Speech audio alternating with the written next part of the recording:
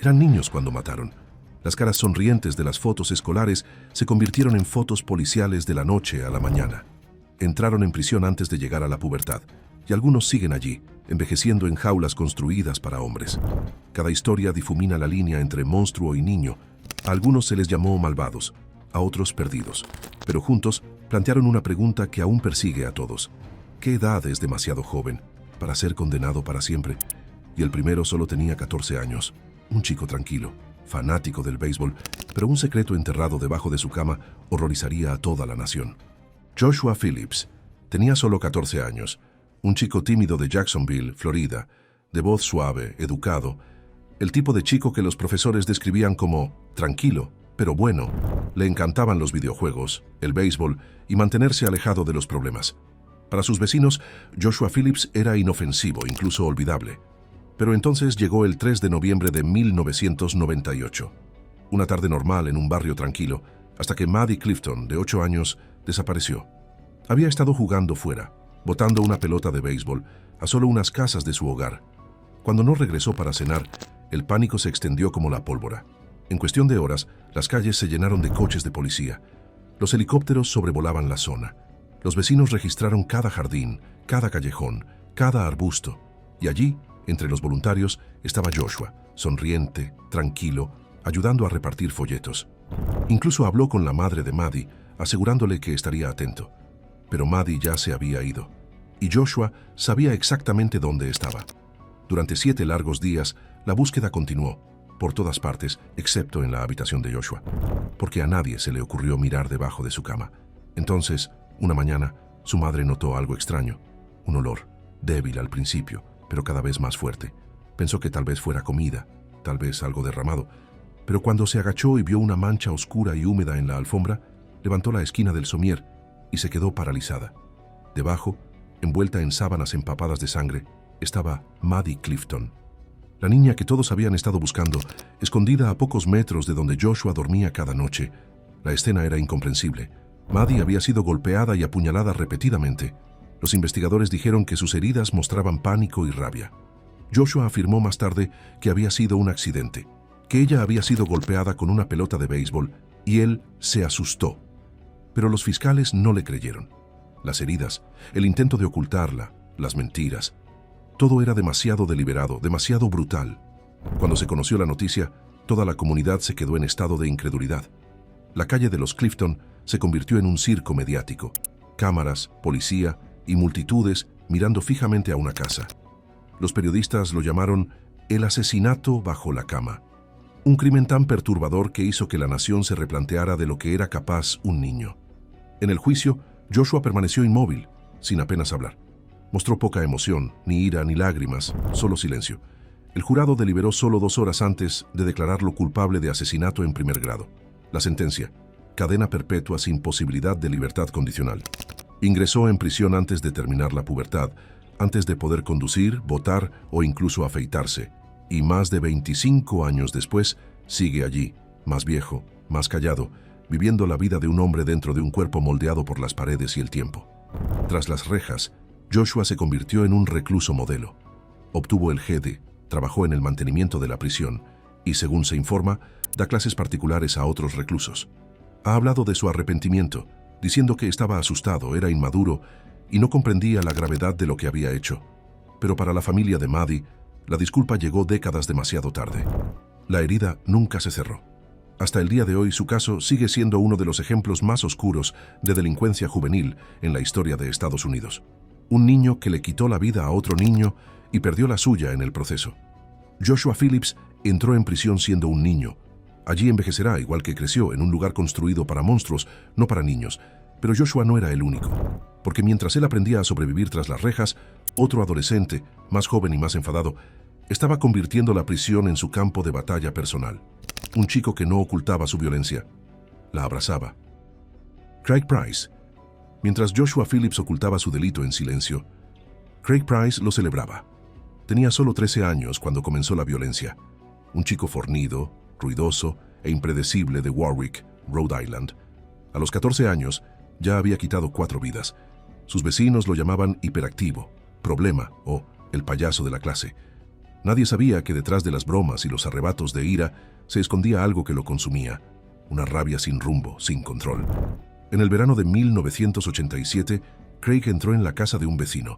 Allí se encontraba Rebecca Spencer, una mujer de 27 años. La apuñaló 58 veces. Ella no tuvo ninguna oportunidad. La policía investigó durante meses, pero no encontró ninguna pista. Nadie sospechó del adolescente que seguía montando en bicicleta por el barrio.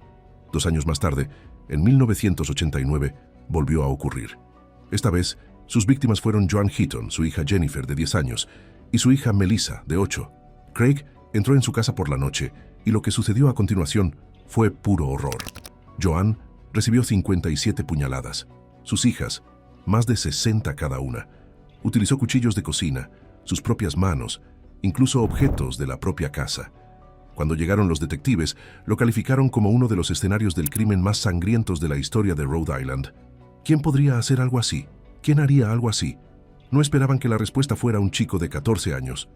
A los pocos días, Craig confesó, no con culpa, sino con orgullo. Se rió mientras describía los asesinatos, imitaba los gritos y les decía a los agentes que no le importaba. Dijo que las víctimas se lo merecían. Como era menor de edad, la ley de entonces lo protegía. Por muy brutales que fueran los asesinatos, el sistema no podía retenerlo más allá de su 21º cumpleaños. 4 vidas, 7 años, eso fue todo lo que cumplió. Pero la cárcel no reformó a Craig Price, la alimentó. Tras las rejas, atacó a los funcionarios, apuñaló a otro recluso, lanzó orina a los guardias y amenazó con romper cuellos cuando saliera. Cada vez que se rebelaba, su fecha de liberación se alejaba más. Acumuló un cargo tras otro: agresión, posesión de armas, conspiración. Hoy Craig Price tiene más de 50 años y sigue en prisión. Ha pasado más de 3 décadas entre rejas, no por lo que hizo de niño, sino por lo que se convirtió dentro. Un niño que entró en el sistema con las manos manchadas de sangre y nunca dejó de derramarla.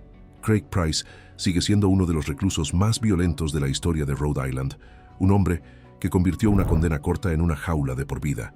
Y mientras él se pudre en la cárcel surge otro nombre, otro adolescente que también quitó una vida sin motivo alguno. Pero esta no se rió, ella sonrió y lo escribió en su diario. Alyssa Bustamante. A los 15 años, Alyssa Bustamante ya había visto más oscuridad que la mayoría de los adultos. Creció en Missouri, una ciudad tranquila, pequeña y corriente. Pero su infancia no fue normal. Su padre estaba en la cárcel. Su madre luchaba contra la adicción. Alyssa y sus hermanos fueron criados por su abuela, la única estabilidad que le quedaba. Detrás de sus ojos azules y su pequeña complexión, había algo que hervía. Sonreía para las fotos, salía con amigos, publicaba en internet como cualquier adolescente. Pero en el fondo se estaba hundiendo. Se autolesionaba, escribía sobre la muerte, hablaba abiertamente de querer matar a alguien, solo para saber qué se sentía. Entonces, llegó el 21 de octubre de 2009. Una tarde normal de otoño en St. Martins. Elizabeth Olten, de 9 años, regresaba a casa desde la casa de una amiga. Nunca llegó. La búsqueda comenzó de inmediato. La policía, los vecinos y los voluntarios peinaron el bosque. La familia de Elizabeth estaba desesperada. Al día siguiente, Alyssa se unió a la búsqueda, fingiendo que le importaba, igual que había hecho Joshua Phillips. Pero los investigadores notaron algo extraño. Alyssa parecía nerviosa, no desconsolada ni asustada, solo rara. Y cuando la policía revisó su patio trasero, encontraron 2 tumbas poco profundas, cavadas días antes de que Elizabeth desapareciera. Cuando se le confrontó, Alyssa se derrumbó. Condujo a la policía a lo profundo del bosque detrás de su casa, hasta la segunda tumba. Allí, bajo capas de tierra y hojas, estaba el cuerpo de Elizabeth. Había sido estrangulada, apuñalada y abandonada para que se pudriera, todo porque Alyssa quería sentir lo que era matar. Pero lo que más conmocionó al mundo no fue solo el asesinato. Fue lo que Alyssa había escrito en su diario. «Acabo de matar a alguien, joder», escribió con tinta azul. «La estrangulé y le corté el cuello. Fue increíble. En cuanto superas el «Dios mío, no puedo hacer esto», es bastante agradable». Esa entrada estaba fechada la noche del asesinato. Y junto a ella, entre paréntesis, una última palabra: «ja, ja».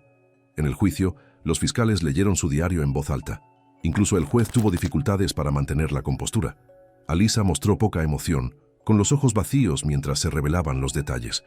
Se declaró culpable de homicidio en 2º grado y delito armado.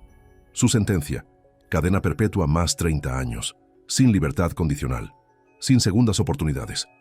Hoy, Alyssa Bustamante tiene 30 y tantos años y sigue entre rejas.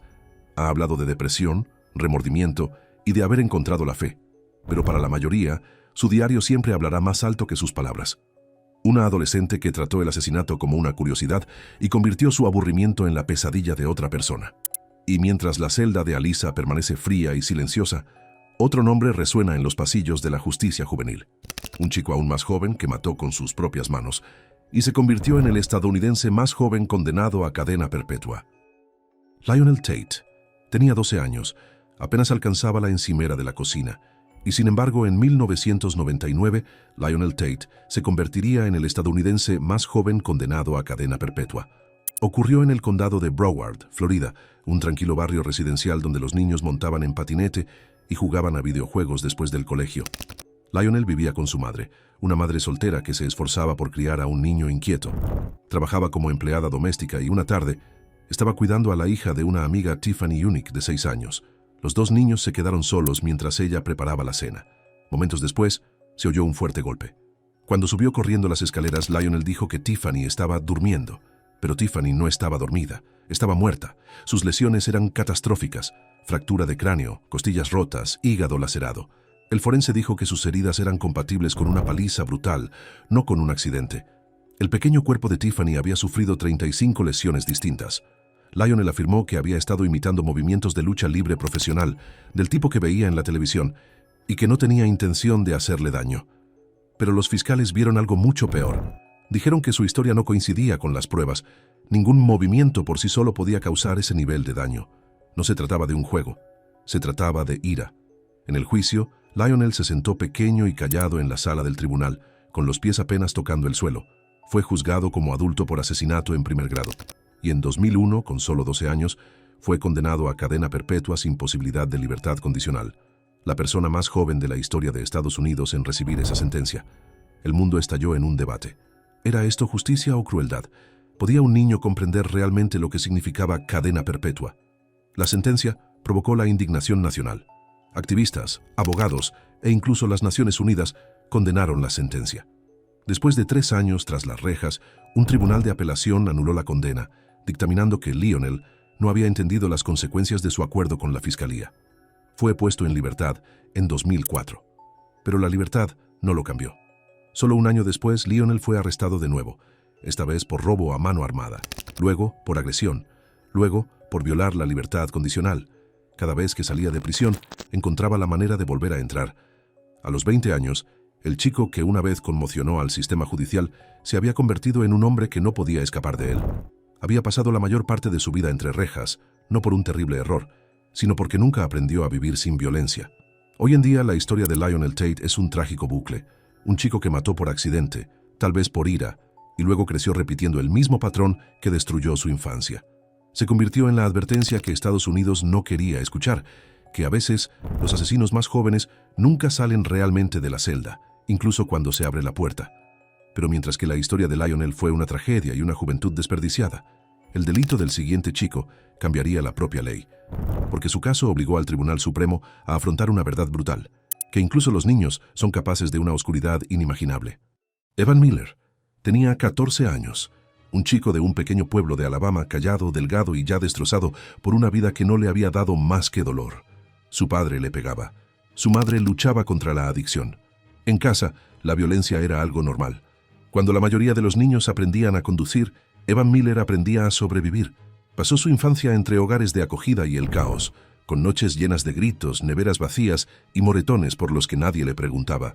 Así que cuando empezó a beber y a pelearse a los 12 años, nadie se sorprendió. Era el tipo de niño al que la gente había dejado de intentar salvar.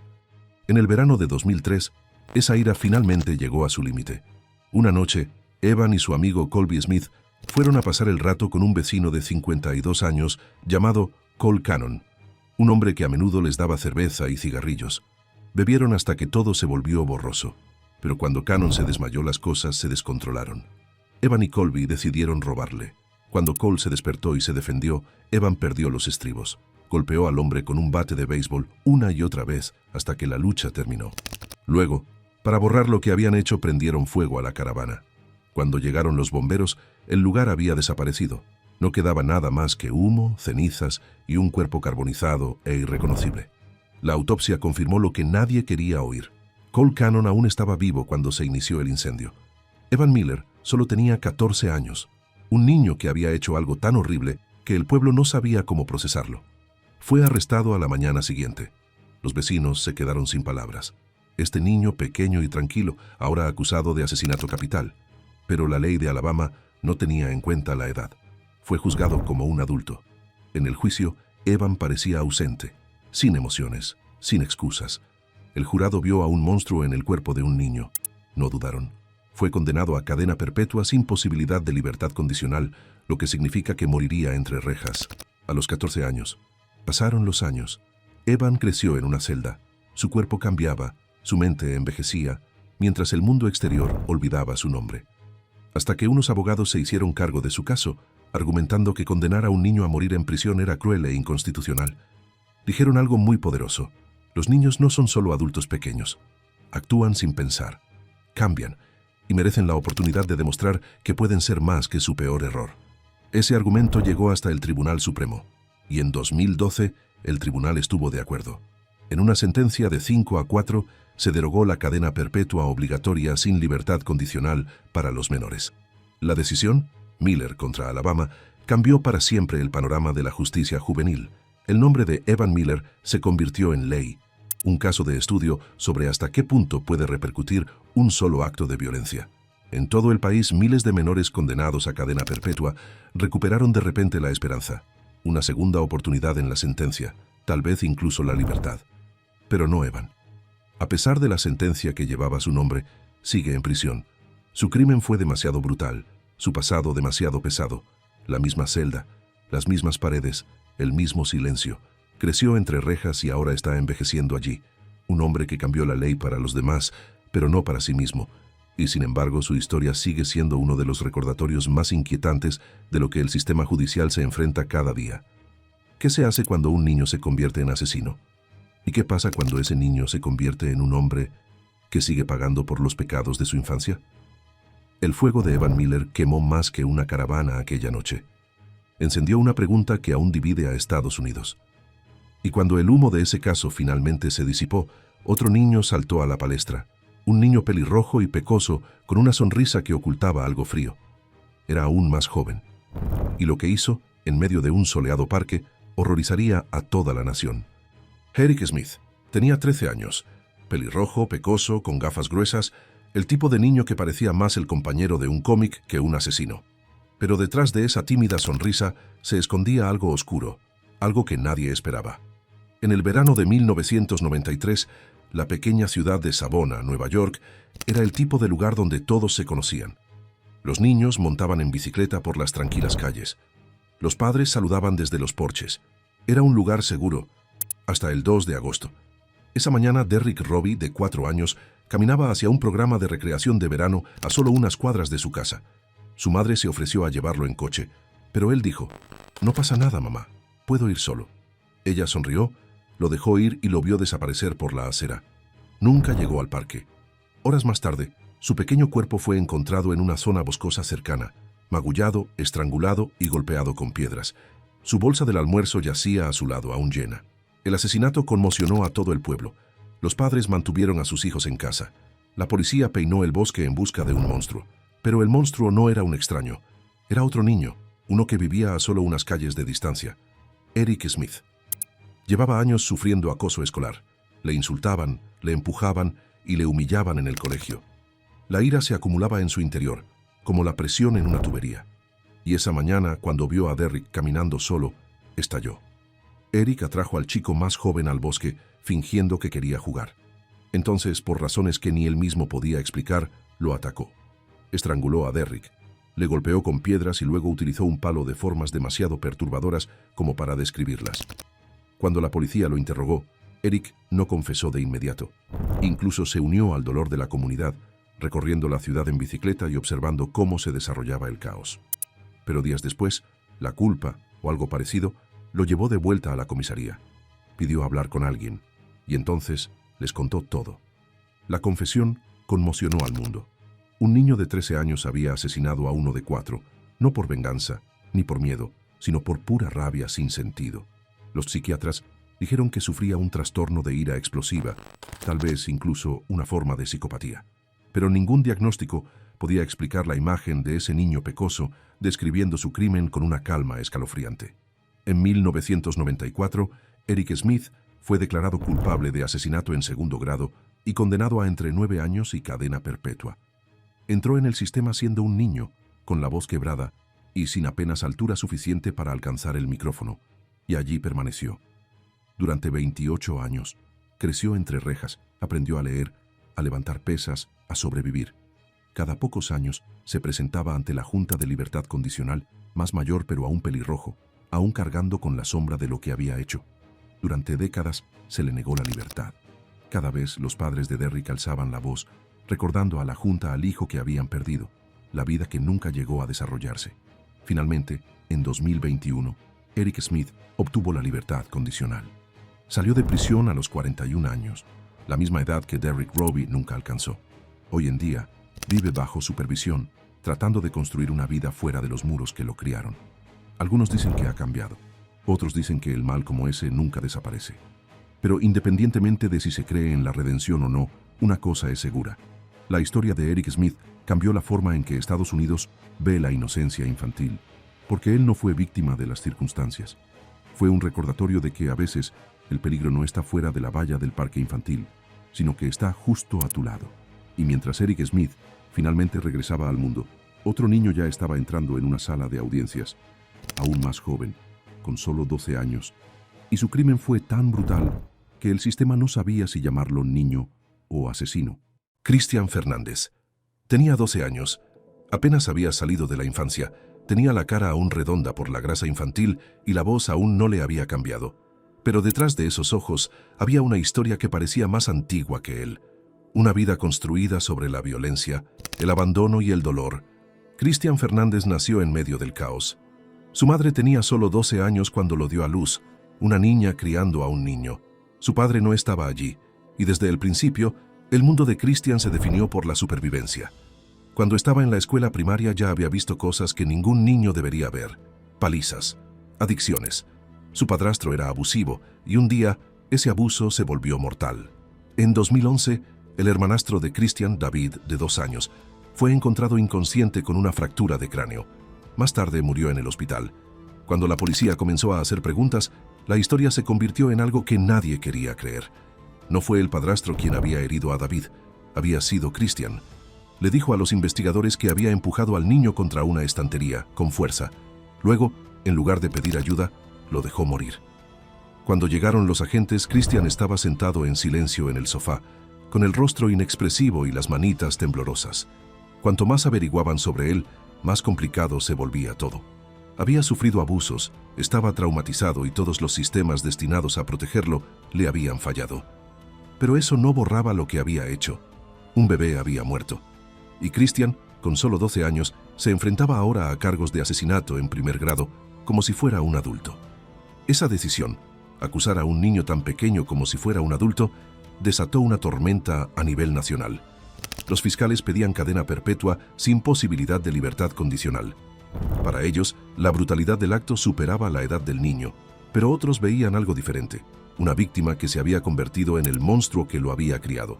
El caso dividió a Estados Unidos. Algunos exigían castigo, otros exigían clemencia, pero todos se hacían la misma pregunta: ¿cuánta culpa se le puede atribuir a un niño que nació en un entorno violento? Los años pasaron mientras Cristian permanecía en un centro de detención juvenil, esperando un juicio que podría decidir el resto de su vida. Estudiaba, leía, crecía. Cuando se resolvió su caso, ya no era el niño pequeño y asustado que había entrado en la sala del tribunal. Era un adolescente, callado, reflexivo y atormentado. En 2013, tras años de batallas legales, Cristian aceptó un acuerdo con la fiscalía. Admitió haber cometido homicidio involuntario y agresión con agravantes. El tribunal lo condenó a prisión juvenil hasta que cumpliera 19 años, seguido de libertad condicional. Cumplió su condena, fue puesto en libertad, y por primera vez, Cristian Fernández se adentró en el mundo no como un niño, ni como un convicto, sino como algo intermedio. Hoy en día su vida es en gran medida privada. Algunos informes dicen que está tratando de reconstruir su vida, de vivir tranquilamente lejos de las cámaras que antes rodeaban su nombre. Otros siguen viéndolo como el chico que le quitó la vida a un inocente. Pero sea lo que sea en lo que se haya convertido, la historia de Christian sigue siendo una de las más trágicas de la historia de Estados Unidos, no solo por lo que hizo, sino por lo que lo creó. Era el más joven de esta lista. El último eco de una cadena de vidas perdidas, tanto víctimas como asesinos, todos atrapados en un ciclo que comenzó mucho antes del crimen en sí.